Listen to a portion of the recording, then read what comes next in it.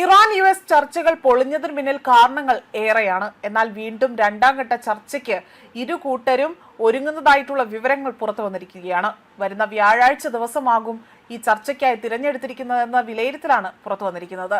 രണ്ടാഴ്ചത്തെ വെടിനിർത്തൽ കാലാവധി അവസാനിക്കുന്ന ഏപ്രിൽ 21-ന് മുൻപായി തന്നെ US ഇറാനും തമ്മിൽ പുതിയ റൗണ്ട് ചർച്ചകൾക്ക് സാധ്യത തെളിയുകയാണ്. ഈ ആഴ്ച അവസാനം ചർച്ച നടക്കുമെന്നതാണ് രാജ്യാന്തര മാധ്യമങ്ങളടക്കം റിപ്പോർട്ട് ചെയ്തിരിക്കുന്നത്. അതേപോലെ തന്നെ ചർച്ച വ്യാഴാഴ്ച നടക്കുമെന്ന് സൂചനകൾ ഉണ്ടെങ്കിൽ പോലും ഇതുവരെയും സ്ഥലമോ അല്ലെങ്കിൽ ഇതുമായി ബന്ധപ്പെട്ട സ്ഥലമോ സമയമോ ഔദ്യോഗികമായി തന്നെ പോലും തീരുമാനിച്ചിട്ടില്ല. ഇസ്ലാമാബാദ് അല്ലെങ്കിൽ ജനീവ എന്നിവയാണ് പരിഗണനയിലുള്ള പ്രധാന വേദികളായി തന്നെ പറയുന്നത്. 6 ആഴ്ച നീണ്ട യുദ്ധത്തിന് അറുതി വരുത്തുക എന്ന ലക്ഷ്യത്തോടെയാണ് വീണ്ടും വിട്ടുവീഴ്ചയില്ലാതെ തന്നെ ഇറാനും US വലിയ രീതിയിലുള്ള പ്രശ്നങ്ങൾ ഇവിടെ സൃഷ്ടിക്കുന്ന തരത്തിലേക്കുള്ള കാര്യങ്ങൾ നീങ്ങുന്നത്.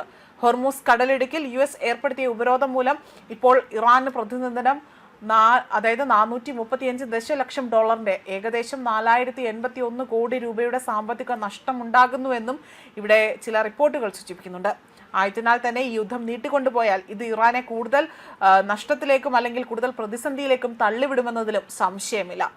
അതേപോലെ $276 ദശലക്ഷം കയറ്റുമതി നഷ്ടം ഉൾപ്പെടെയുള്ള ഈ നടപടി ഇറാനിലെ ഇന്ധന ഭക്ഷ്യവസ്തുക്കളുടെ നീക്കത്തെ ബാധിക്കുകയും വിലക്കയറ്റം രൂക്ഷമാവുകയും ചെയ്യുമെന്നതിലും സംശയമില്ല. മാത്രമല്ല കഴിഞ്ഞ ദിവസം അതായത് തിങ്കളാഴ്ച മുതൽ ആരംഭിച്ച ഉപരോധം എണ്ണ, വളം, ഭക്ഷണം തുടങ്ങിയ അവശ്യ വസ്തുക്കളുടെ നീക്കത്തെ സാരമായി തന്നെ ബാധിക്കുകയും ചെയ്യുന്നുണ്ട്. പ്രതിദിന നഷ്ടത്തിൽ $276 ദശലക്ഷം അതായത് ആ ഡോളറിന്റെ എണ്ണ പെട്രോ കെമിക്കൽ കയറ്റുമതി നിലവിലുണ്ട് അതെങ്കിൽ അത് നൽകുന്നതിലൂടെ തന്നെ സംഭവിക്കുന്നതാണ്. ഒരു ബാരൽ എണ്ണയ്ക്ക് $87 എന്ന നിരക്കിൽ പ്രതിദിനം 1.5 ദശലക്ഷം ബാരൽ കയറ്റുമതി കണക്കായാണ് ഈ നഷ്ടം വിലയിരുത്തുന്നത്. ഇറാന്റെ എണ്ണ കയറ്റുമതിയുടെ 90% പേർഷ്യൻ ഗൾഫിലെ ഗാർക്ക് ദ്വീപ് വഴിയാണ് നടക്കുന്നത്. നിലവിലെ ഉപരോധം ഈ പാതയെ പൂർണ്ണമായും തടസ്സപ്പെടുത്തിയേക്കാനും സാധ്യത ഏറെയാണ്.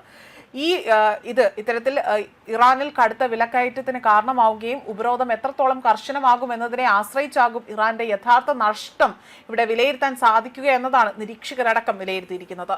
അതേപോലെ തന്നെ ഹോർമൂസ് കടലിടുക്കിന് പുറത്തുള്ള ജാസ്ക് ടെർമിനൽ വഴി എണ്ണ നീക്കം നടത്താൻ ഇറാൻ ശ്രമിച്ചേക്കാമെന്നും കൂടാതെ തന്നെ നിലവിലെ കടലിൽ വിവിധ കപ്പലുകളിലായി തന്നെ ഏകദേശം 154 ദശലക്ഷം ബാരൽ എണ്ണ ഇറാന്റേതായി തന്നെ ഉണ്ട് എന്നും ഇത് ഹ്രസ്വകാലത്തെ ആഘാതം കുറയ്ക്കാൻ സാധിക്കും അല്ലെങ്കിൽ സഹായിക്കുമെന്നാണ് വിദഗ്ധർ ചൂണ്ടിക്കാട്ടുന്നത്.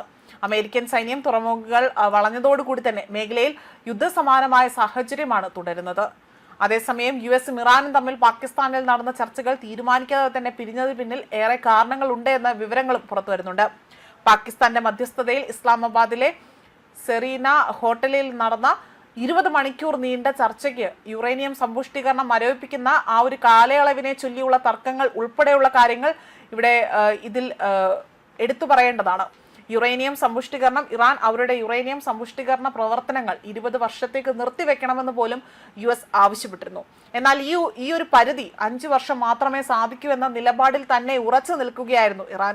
12.5 വർഷത്തെ ഇടക്കാല കാലാവധി എന്ന നിർദ്ദേശം ഉയർന്നെങ്കിൽ പോലും ഇരുപക്ഷവും അതിനോട് പൂർണ്ണമായും യോജിച്ചില്ല എന്നതാണ് പുറത്തുവരുന്ന വിവരങ്ങളടക്കം സൂചിപ്പിക്കുന്നത്. ഇതിനെല്ലാം ഒടുവിലാണ് വീണ്ടും രണ്ടാം ഘട്ട ചർച്ചയ്ക്കായി തന്നെ ഇറാനും US തയ്യാറെടുക്കുന്നതായിട്ടുള്ള വിവരങ്ങളടക്കം ഇപ്പോൾ പുറത്തു വന്നിരിക്കുന്നത്. ന്യൂസ് ഡെസ്ക് കർമ്മ ന്യൂസ്.